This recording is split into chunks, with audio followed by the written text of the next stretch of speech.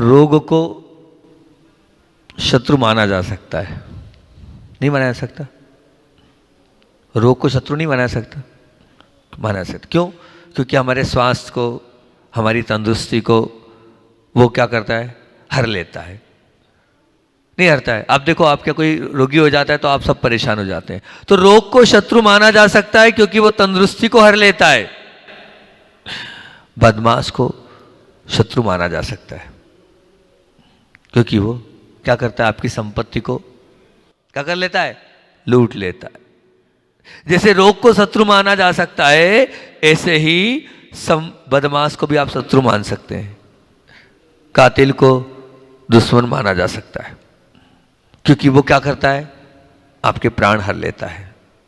तो उसे भी आप दुश्मन मानोगे ही मानोगे, क्योंकि निश्चित रूप से वो दुश्मन है। तो रोग को शत्रु मान सकते हैं आप, बदमाश को शत्रु मान सकते हैं आप, और कातिल को दुश्मन मान सकते हैं आप। परंतु क्या महाराज जी, मैं आपसे बोल रहा हूं, क्या आपने कभी अपनी अनियंत्रित इंद्रियों को, नियंत्रित नहीं, अनियंत्रित इंद्रियों को, मदहोश कषाय को, और ना दिखाई देने वाले कर्म, इन सब में शत्रु के दर्शन के लिए मन आपका तैयार हुआ कभी? फिर से थोड़ा ध्यान देना। अनियंत्रित इंद्रिया का मतलब क्या होता है? हमारी इंद्रियां हमारे नियंत्रण में ना हो। मदहोश कषाय मतलब इन कषायों के माध्यम से आप पाप कमाए जा रहे हो। और ना दिखाई देने वाले कर्म, हमें सब दिख रहा है लेकिन कर्म दिख रहे हैं क्या? नहीं दिख रहे। तो ना दिखाई देने वाले कर्म में कभी हमें शत्रु के दर्शन हुए? मेरे ख्याल से कभी नहीं हुए। कभी भी इंद्रियों को, मदहोश कषाय को और कर्मों को किसी ने शत्रु नहीं माना। पर ये ध्यान रखना, क्यों ऐसा क्यों होता है? इंद्रियां सुख का अनुभव कराती है और कषाय का आधिपत्य सुख को देता रहता है।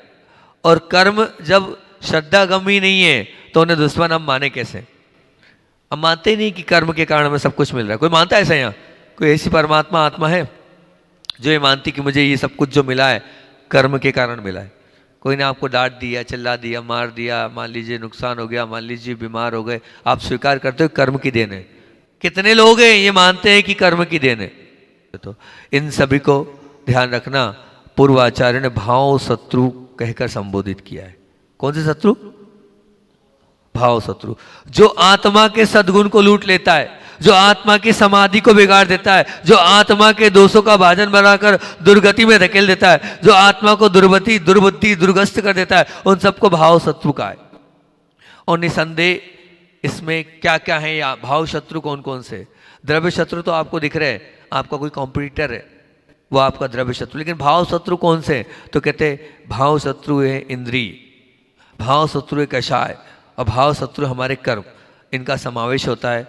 और एक बात ध्यान रखना, जो दृश्य शत्रु है, जो हमारे सामने हमारा दुश्मन है, उसका तो हम सामना कर सकते हैं, पर ये जो अदृश्य शत्रु है इसका सामना करना बहुत कठिन है। ये अदृश्य शत्रु है हमारे। क्यों? क्योंकि ये इस प्रकार के सुधर। अब सबको अपना ये बताइए, अंतकाल अंत जो है, अंतिम समय सुधारना है आपको? नहीं सुधारना है? मेरा प्रश्न आपसे, अंतकाल सुधारना है नहीं सुधारना है?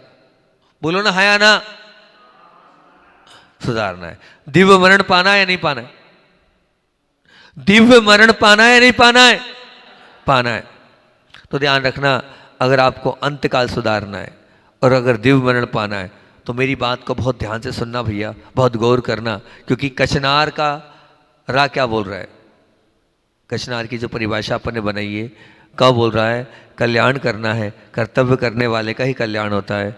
चा बोल रहा है चरण रज पाने वाले का ही कल्याण होता है। और ना बोल रहा है नाम की चाह छोड़ने वाले का ही कल्याण होता है। और रा बोल रहा है रसना की दाह छोड़ने वाले का ही कल्याण होता है। कचनार वालों, ये परिभाषा शुरू दिन से आया हूँ, जब से गा रहा हूँ, जब से इसी की गुण गा रहा हूँ।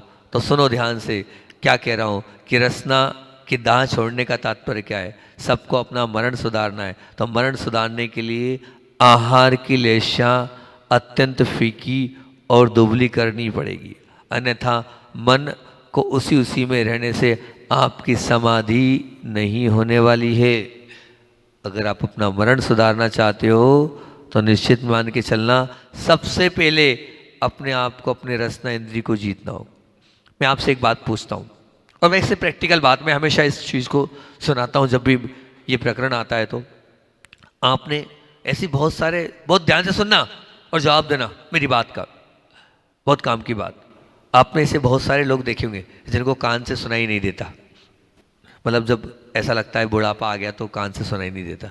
देखे नहीं देखे? बोलो, देखे कि नहीं देखे? देखे होंगे, बहुत अच्छी बात। आपने ऐसे भी लोग देखे होंगे जिनको आंख से कम दिखाई देता है, नहीं देखे? आपके घर में ही होंगे बहुत सारे बड़े बूढ़े जिनको बिल्कुल एकदम, अगर सुन लोगे तो काम की बात है कि आंख से दिखाई देने वाला भी आपने ऐसे भी बहुत सारे लोग देखे होंगे जिनके हाथ कांपते हैं, है ना? नहीं देखे? बोलो, देखे। पांव लड़खड़ाते ऐसे लोग भी देखे होंगे, देखे? बहुत अच्छा। अब ऐसा भी देखा होगा जिनका हार्ट काम नहीं करता है, हृदय काम नहीं करता है ना? बहुत अच्छा। आपने ऐसे भी काम देखा होगा जिनके दांत काम नहीं करते, दांत टूट गए, दांत चले गए, पूरी बत्ती सी चली गई, नकली लगा रहे हैं, ऐसे लोग भी देखे होंगे। बोलो ना। तो ऐसी शिकायत करने वाले व्यक्ति शायद तुम्हें बहुत सारे मिले होंगे, परंतु आज तक कोई ऐसा एक वृद्ध व्यक्ति मिला?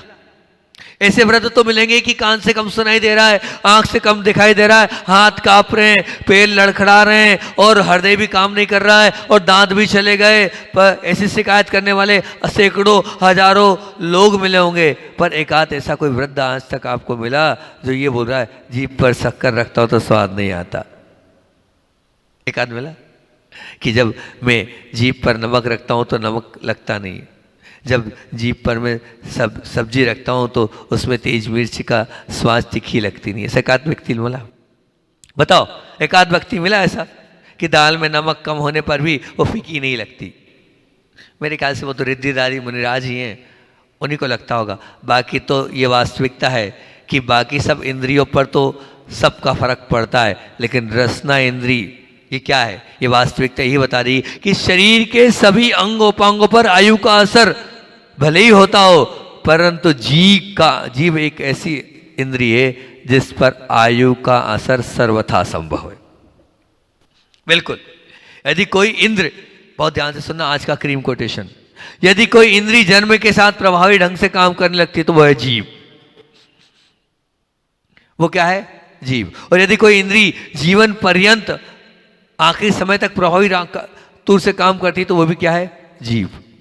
देख लो आप, मैं आपसे प्रैक्टिकली बात कर रहा हूं कि आपकी जो रसना इंद्रिय है वो बचपन से लेकर आखिरी तक काम कर रही है। जन्म के साथ आंख होती है परंतु आंखें बंद होती है।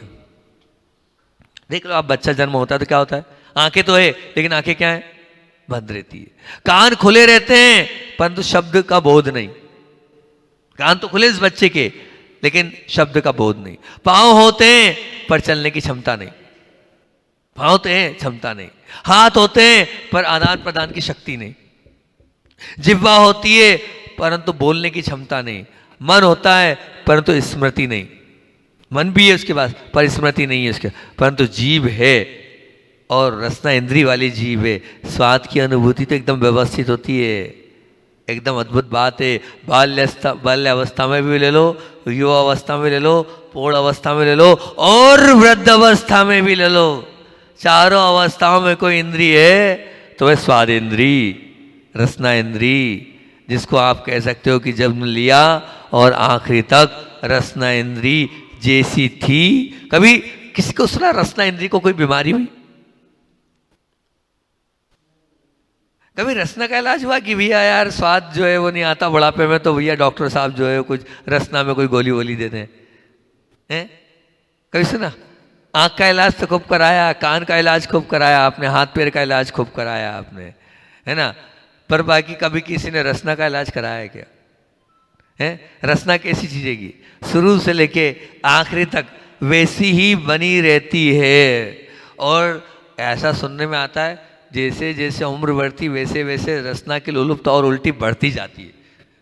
बुढ़ापे में व्यक्ति ज़्यादा मांग करता है, तला चाहिए, मिर्ची वाला चाहिए, खट्टा चाहिए, ऐसा चाहिए, वैसा चाहिए, है ना? मतलब इन अन्य इंद्रियां को काम करना बंद कर देती है। आंखें काम करना बंद कर देगी बुढ़ापे में, है ना, लेकिन रसना काम और तेज करती है, जितनी उम्र बढ़ती है उतना ज़्यादा तेज करती है। बड़ा लफड़े वाला मामला ये रसना इंद्री का, मतलब आप समझ लेना कि हर समय ये प्रौढ़ रहती है। इसलिए कहते हैं, इसलिए कहा है कि रसे जिते जितम सर्वम, जिसने रसना इंद्री को जीत लिया उसने पूरे संसार की हर प्रकार की जीत को जीत लिया। क्योंकि एक बात ध्यान रखना, बहुत अच्छी बात और बहुत काम की बात, कि बिना चले, बिना बोले, बिना देखे, बिना सुने आप कई दिन चला सकते हो।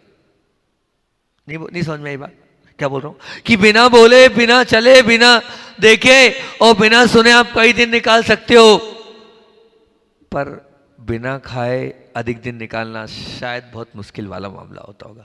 बहुत साधना करोगे, तप करोगे, उपास करोगे, तभी वो भी कितने दिन, आप सालों बिना बोले रह सकते हो, कोई बड़ी बात नहीं। रहे ऐसे महान आत्माएं हुई हैं जिन्होंने एक शब्द अपने मुख से नहीं निकाला है। लेकिन भैया आप निश्चित मान के चलना, बिना खाए इस रसना इंद्री की नहीं। इसलिए आहार त्याग की मैं बात नहीं कर रहा हूँ आज आपसे, मैं आपको आहार त्याग की बात ही नहीं करा रहा हूँ कि आप आहार त्याग करो। फिर क्या बोलूँगा आज, क्योंकि रसना की दाह से छोड़ने वाला ही तो, रसना की दाह आपको छुड़ाना चाहता हूँ मैं। क्या करना है, इसलिए आहार त्याग नहीं, आहार की लेशा को कम करने की बात कर रहा हूँ। और आहार की लेशा का कम करने का तात्पर्य क्या है? यदि आहार संज्ञा की परवस्था अगर हमारे समझ में आ जाए और उसकी परवस्था से होने वाले अनिष्टों की उन भयंकरता परिणाम को हमारे समझ में आ जाए, तो आहार की लेशा में रमने रहने की आत्मा की बर्बादी अगर समझ लेंगे तो निश्चित रूप से मान के चलना हमारा कल्याण हो जाएगा। तो तब तो क्या करना है, आशा की लेशा कम करने के लिए और उस जीव को लेश मात्र भी जीव को लिए मात्र में कष्ट ना हो, इसके लिए क्या करना पड़ेगा? क्या करें महाराज जी बताओ हम? तो उसके लिए आपको तरीका दे रहा हूं। जिस प्रकार शरीर के साथ आत्मा का संबंध अनंत काल से है कि नहीं, बोलो है नहीं है? मेरा प्रश्न उत्तर देना कि शरीर का संबंध आत्मा के साथ अनंत काल से है या नहीं? बोलो ना, है या ना? एकदम बहुत अच्छी बात बता रहा हूं, ये भी काम की बात बता रहा हूं, ठीक है ना? है नहीं है? है। चलो, तो आपने बोला कि शरीर के साथ आत्मा का संबंध अनंत काल तक है। मेरी दूसरी बात भी आपको हाँ बोलनी पड़ेगी, है ना? आज आप मुझसे, मैं आपसे ये पूछना चाह रहा हूं, आपने मुझसे बोल दिया कि शरीर का संबंध आत्मा के साथ अनंत काल से है, बहुत अच्छी बात है। और अब आप बताइए कि आज थोड़े समय के संबंध को भी बहुत भारी हमें प्रयास करना पड़ता है कि हम इस संबंध को छोड़ें, और जो आत्मा का संबंध शरीर के साथ है उसको बड़ा ही पुरुषार्थ साथ करना पड़ेगा। इसी प्रकार से मैं आपसे यही कहना चाहता हूँ, आहार के लिए आप ये बताओ कि आहार का संबंध जैसे शरीर का संबंध है, ठीक ऐसे ही ये आहार का संबंध इस आत्मा के साथ अनंत काल से है या नहीं है? जब जब जीव है, शरीर है, तब तब क्या है? वो रसना इंद्रिय। तो अब जो थोड़े समय के लिए आपके जो संबंध होते हैं उनको अगर आपको तोड़ना है तो बड़ी हिम्मत दिखानी पड़ती है, तो आपको एक पुरुषार्थ करना पड़ता है। जब कहीं जाकर थोड़े बहुत दिन के संबंध जो है वो टूटते हैं, और जो आहार का संबंध है वो उसके लिए आपको पुरुषार्थ करना पड़ेगा, लाल आंखें दिखानी होगी, तब कहीं जाकर आहार संज्ञा के प्रति आप मान के चलना अपने मन को तैयार कर पाओगे। क्योंकि पुरुषार्थ हमें तप के मार्ग में आगे ले जाता है निश्चित, और लाल आंखें हमें त्याग के लिए प्रोत्साहन देती है। तप हमें आत्मा के बिना आहार के लिए सत्व पैदा करता है, तो त्याग हमें पदार्थों के बिना पसंदगी के लिए आगे बढ़ाने के लिए संभाव देती है। तो शरीर अच्छा होगा, क्योंकि आप ये मानते हो कि महाराज जी हम खाएंगे तभी तो कुछ कर पाएंगे, हम खाएंगे तभी तो कुछ कर पाएंगे, ये हमारी मानसिकता है, ये हमारी धारणा है। शरीर अच्छा होगा तो धर्माराधना अच्छी होगी, और खुराक अच्छी होगी तो शरीर अच्छा होगा। ये धारणा है ना, सबकी ये धारणा है ना, पर ये मानसिकता सब कुछ नहीं है। मैं क्या बोलता हूँ, शरीर अच्छा होगा तो धर्माराधना अच्छी हो सकेगी, ये केवल अर्ध सत्य है। कितना सत्य है? कैसा सत्य? अर्ध सत्य। पूर्ण सत्य क्या है?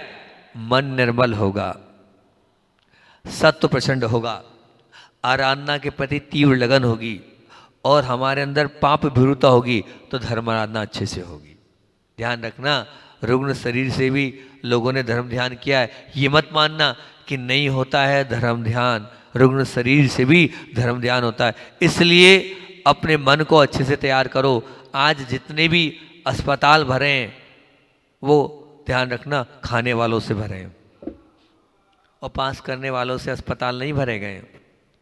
काहे में भरे? खाने वालों से। हाँ, और हम आपको बता रहे हैं, आप निश्चित मान के चलना, अपने आप को ऐसा मान रहे हो कि खाने पीने से सब कुछ होता नहीं। रुग्ण शरीर से सनत कुमार चक्रवर्ती का मैंने आपको बताया था, अभी बोला था क्या है कि चिल्ला रहा वेद, ले लो मैं हर बीमारी को दूर कर दूंगा, मेरे पास ऐसी औषधि है और शरीर से बीमारी है। और वो क्या कह रहा है? सनत कुमार चक्रवर्ती बोल रहा है मुझे तो जन्म जरा रोग की बीमारी है, उसका इलाज है क्या? नहीं, बिल्कुल नहीं है। तो निश्चित मान के चलना, यदि आराधना के क्षेत्र में सफल बनना चाहते हो और निश्चित रूप से मरण के समय अगर समाधि मरण प्राप्त करना चाहते हो तो मेरा सूत्र ध्यान रखना, मिष्टान में आनंद, मिष्टान में आनंद नीचे की अवस्था दर्शाता है। मिष्टान में आनंद नीचे की अवस्था दर्शाता है और आनंद में मिष्टान ऊपरी अवस्था दर्शाता है। आप क्या चाहते हो? आनंद में मिष्ठान मतलब समझ रहे हो क्या हो रहा है? मतलब हम जो भक्ति कर रहे हैं, हम जो आराधना कर रहे हैं, हम जो त्याग कर रहे हैं, उस त्याग में अगर आप आगे बढ़ गए तो निश्चित मान के चलना हमने बहुत अच्छा काम कर लिया। पहले ये समझ लेना, नहीं तो गड़बड़ नहीं हो जाए। 5 हरी एक साथ लेने की बात नहीं है, जिंदगी भर में ये 5 हरी लूंगा। 5 हरी का मतलब ये हो गया 10 हरी का तत्व के, इन 10 हरी के अलावा 11वीं हरी कोई सी नहीं लूंगा। है? नहीं, आप नहीं समझ रहे। हाँ, जो लिस्ट बनाई है वही 10, जो लिस्ट बनाई वही 5। ऐसा नहीं कि आज 5 दूसरी, कल 5 दूसरी, परसों 5 दूसरी, फिर तो पूरी हो जाएंगे। ऐसा वाला मामला नहीं। नियम समझ लेना, क्या नियम लिया है। बहुत अच्छा, एक बार अमित भाई के लिए भी ताली बजा दो। देखो, छोटा मोटा काम नहीं है। मेरा प्रवचन करने का भाव ही नहीं था, लेकिन इन 2 लोगों ने सार्थक कर दिया मेरा आज का प्रवचन करना। क्योंकि अमित ने भी 5 करा, बहुत बड़ी बात है, और नैन्सी ने भी 10 करी, बहुत बड़ी बात है। दोनों के लिए बहुत बड़ी बात है। अरे तुम्हारे पिताजी की तो उम्र हो गई यार, उनको तो करना ही चाहिए, उसमें क्या बात है? वो 5 वाले हैं, उनके लिए तारीफ़ काबिल है कि उन्होंने अपनी इस छोटी सी उम्र में 5 हरी से अपने आप को जीता। बोल भाई अंकुर।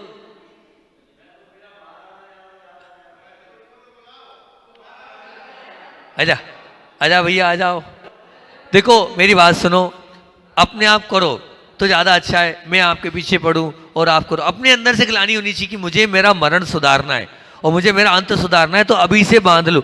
मैं ऐसा तो नहीं बोल रहा हूँ आप 10 करो, 5 करो, 20 करे। मैंने मना किया उस बच्चे से 20 का, अपने हिसाब से, लेकिन कुछ तय कर लो कि इतनी, इससे ज़्यादा नहीं।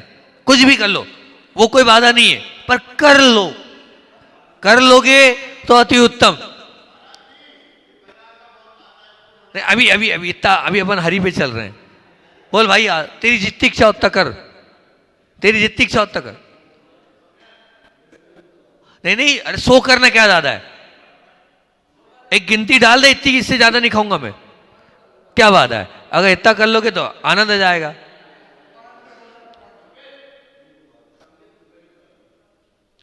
एक बात ध्यान रखना, अगर हम गुरु बोल रहे हैं और उसके बाद भी हम पीछे हटेंगे तो हमारा कल्याण नहीं होने वाला। अगर आप अपना कल्याण करना चाहते हो और अपने जीवन, हाँ बहुत अच्छा। कितनी? मैं फिर से बताऊं क्या नियम है? मैं बता रहा हूं नियम क्या है। हजारों हरियां आती है, उन हजारों हरी सब्जी में आप गिनती की तय कर लें कि हम 10, 15, वैसे भी तू नहीं खा पाएगा 20 से ज्यादा, जीवन पर्यंत में नहीं खा पाएगा, तो ले ले इतनी। 20 हरी हो गई, बात खत्म। 25 ले ले, 25 कर ले, ठीक। मना नहीं, तेरी उम्र नहीं है। 25 हरी का नियम, अब 25 हरी लिख लेना है कॉपी पेन पर। इन 25 हरी से 26 भी नहीं खाऊंगा। उसमें तू कोतमीर भी डाल देना, पालक भी डाल देना, मेथी भी डाल देना, टमाटर भी डाल देना, ककड़ी भी डाल देना, गिलकी भी डाल देना, लौकी भी डाल देना, सब डाल देना। 25 बहुत होती है मेरे भाई, 25 तो सब्जी वाले क्या नहीं मिलेगी। तू तेरे जीवन में 25 कभी नहीं खा पाएगा, कभी खा पाएगा का 25 हरी, 25 प्रकार की हरी नहीं मिल पाती है। तो लेकिन बन तो जा, कम से कम इतना बांध लेगा तो अपने आप का कम से ये हो गया कि मैंने मेरी रसना इंद्री को जीत लिया। और फिर ध्यान रखना, अब आगे की बात। अमित भाई तो आपने 5 करी है, आपने 10 करी, आपने 10 करी है, ठीक, बाकी लोग अपने हिसाब से कर लो, नहीं तो मेरा प्रवचन ही नहीं हो पाएगा। अब आगे की कड़ी एक। अब ध्यान रखना, एक व्यक्ति अगर एक क्लास में रहता है तो आप उसको क्या बोलते हो? आपका बच्चा 10वीं में ही रहेगा तो आप उसको क्या बोलते हो? फेल हो गया। उसको क्या बोलते हो आप?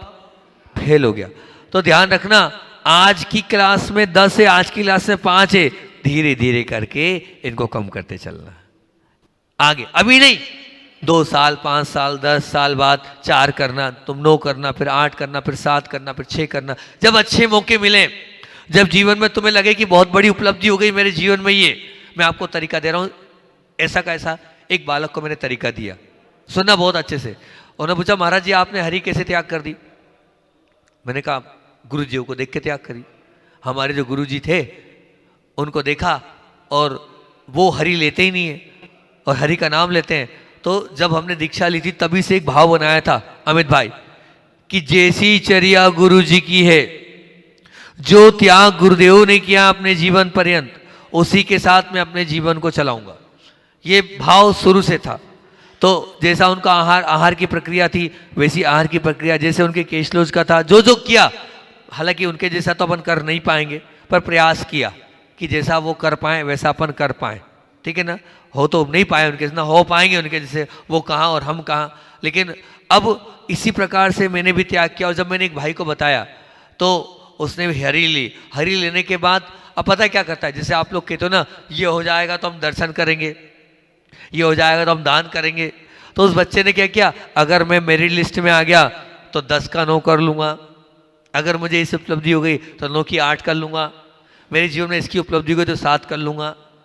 तो ये एक बहुत बड़ा उसका मतलब वो था कि इन हरि को कम करते करते करते करते ऐसा उसने कम किया कि कोई चीज उसको उपलब्धि होती थी तो बोलता था मुझे भगवान को कुछ चढ़ाना है, तो मुझे क्या चढ़ाना है, मैं अपना ये त्याग चढ़ाऊं। तो आप ऐसा कर सकते हो कि आपको जीवन में कोई चीज ऐसी चाहिए और वो अगर मिल जाए आपको आपके पुण्य उदय से, तो आप भगवान को क्या चढ़ाओगे, उस उपलब्धि में एक हरि कम कर लेना। तरीका दे रहा हूं आपको जीने का मैं। इससे आपकी विशुद्धि भी बढ़ेगी और आपका त्याग भी होता चला जाएगा। तो एक क्लास में हमें नहीं बैठना है, फेलियर होता है, आगे उसको कम करते चलना। आप उसको आगे कम करते चले जाओगे तो आखिरी समय में जैसे आचार्य श्री जी का हुआ कि बिना हरि के जीवन चला, ऐसे ही चला। आचार्य श्री जी सुनो, अब आचार्य श्री क्या बोलते थे हरि के लिए, 2 मिनट में बोल देता हूँ क्योंकि समय हो गया। हरि का आचार्य श्री बोलते थे, हरि की बात चल रही है, अभी एक ही पे बोला है मैंने, अभी तो आगे की बात ही नहीं कर पाया हूँ। आचार्य श्री बोलते थे कि ये जो हरी सब्जियां होती है, ये जो सब्जियां हैं, ये सब्जियां या हरा आप अन्न ले रहे हो, इसके माध्यम से आपने लिया तो है, अब ये शरीर में जाकर तुरंत पच जाती है और निश्चित हमारा जो शरीर वो अन्न का कीड़ा है, हरी सब्जियों का कीड़ा नहीं। हरी सब्जियों के माध्यम से हमारा शरीर नहीं चल पाएगा। हाँ, ध्यान रखना, शरीर अन्न का कीड़ा है, अन्न से ही चलेगा, अन्न से गर्मी बनती हैगी।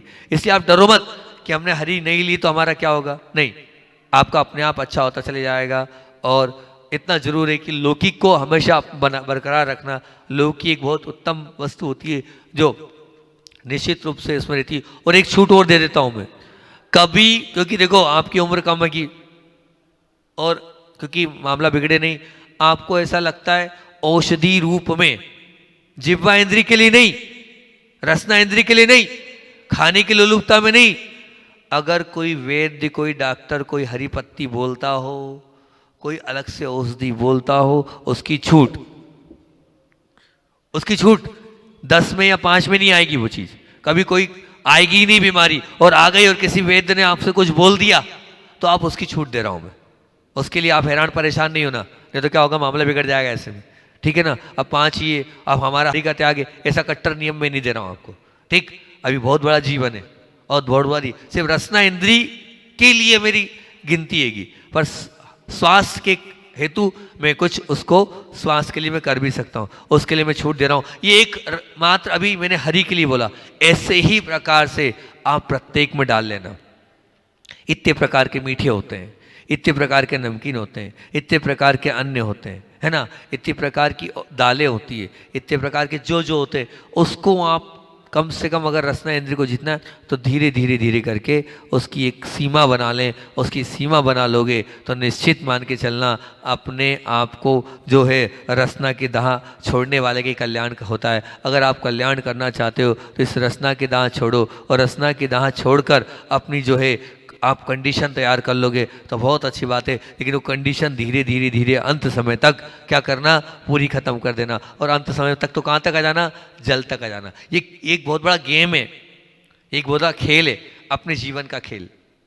इस खेल को खेलो आप, और आप हर साल हर वर्ष अपना अवलोकन करो, और हर वर्ष थोड़ा थोड़ा कम करते चलो कि आज एक वर्ष में इतना हुआ, फिर इतना हुआ, फिर इतना हुआ। सच कह रहा हूँ, आखिरी समय में आपको पता नहीं चलेगा और सब कुछ छूट जाएगा। और जब अंत समय में आप छोड़ने जाओगे, मीठा छोड़ू, नमक छोड़ू, ये छोड़ू, नहीं छूटेगा, मांगोगे आप, क्योंकि त्याग की परंपरा आपने अपने जीवन में नहीं ली। हाँ, उस वक्त एक साथ नहीं छूटेगा, अभी से थोड़ा थोड़ा छोड़ते जाओगे तो अंत समय में सब कुछ छोड़ दोगे, और इतने अच्छे से आपकी समाधि होगी, और इतने से अच्छे से आपका कल्याण होगा, आप खुद को नहीं पता चलेगा कि किस प्रकार से मैंने अपने जीवन को अच्छा बना लिया। तो देखो, मैंने आपको ये रसना की दाह छोड़ने का तरीका बता दिया है। आप लोग इसी प्रकार से धीरे धीरे करके सीढ़ी दर सीढ़ी चढ़ते जाना, और एक दिन सब कुछ त्याग करके अपनी आत्मा का कल्याण करना, उस रसना के दाह की आँख से बच जाना। जब आप सब कुछ छोड़ दोगे तो जो, जैसे मान लो 10 है तो 10 के बाद जो छोड़ दिया, जो दूसरी चीज़ आए, उस समय परीक्षा हो तो परीक्षा में पास होना। ध्यान रखना, किसी भी प्रकार से उस वस्तु को नहीं लेना। हाँ, अगर सामग्री में आ जाए अलग कर देना। पहले ग्रास में जैसे हमारा त्याग है, और पहले ग्रास में आ जाती है, अंदर चले गई, पहले ग्रास की छूट, लेकिन अब पता चल गया और फिर खाओगे तो फिर दोष। इस सब के साथ अपनी इस रसना की दाह को छोड़ दोगे तो बहुत अच्छी बात है, क्योंकि मैंने कहा है, रोग को शत्रु सब मानते हैं, बदमाश शत्रु सब मानते हैं, और कातिल को दुश्मन सब मानते हैं, लेकिन इस अनियंत्रित इंद्री को, मदहोश, ये हमारी बेटी इस रसना को कोई भी शत्रु नहीं मान रहा है। इसलिए आहार के लिए अशिया फीकी करनी है, दुबली करनी है, तो क्या करना होगा, धीरे धीरे अपने आप को इस नियम में लगाना होगा। क्योंकि मैंने आपसे कहा है कि प्रत्येक इंद्री का बुढ़ापा आ जाता है, लेकिन रसना इंद्री का बुढ़ापा नहीं आता है। वो जन्म से लेकर आखिरी तक बनी रहती है। बाकी इंद्रियां तो कमज़ोर हो जाती है, लेकिन रसना इंद्री शुरू से लेकर आखिरी तक चलती रहती है, क्योंकि बिना बोले, बिना चले, बिना देखे, बिना सुने चल जाता है काम, लेकिन रसना इंद्री के बिना काम नहीं चलता है। और अन्य इंद्रियां का संबंध भले ही हमारे साथ, मान लो हमारा कर्ण इंद्री हो नहीं हो, चक्षु इंद्री हो नहीं हो, लेकिन निश्चित रूप से रसना इंद्री ऐसी है कि जो स्पर्श के साथ भी लगी हुई है और खाने पीने के साथ भी लगी, ये थी, है, और हमेशा अनादिकाल से शरीर का संबंध जैसे आत्मा का है, ऐसी रसना का संबंध आत्मा के साथ शुरू से लगा हुआ है। तो हम आपसे यही बोल रहे हैं, इस पर आप कंट्रोल कर लोगे तो निश्चित रूप से आपने अपने जीवन में अपने आप को, अपने समय को, अपने जीवन के कल्याण की ओर आपने अपने भाव को बना लिया। अपने अपने हिसाब सभी लोग माने, इसी भावना से बोलिए आचार्य मोहन विद्यासागर जी महामुनि राज की जय। बोधि समाधि परिणाम सदृश आत्मोपलब्धि चिंतामणि चिंतित मानस वासुदेवी।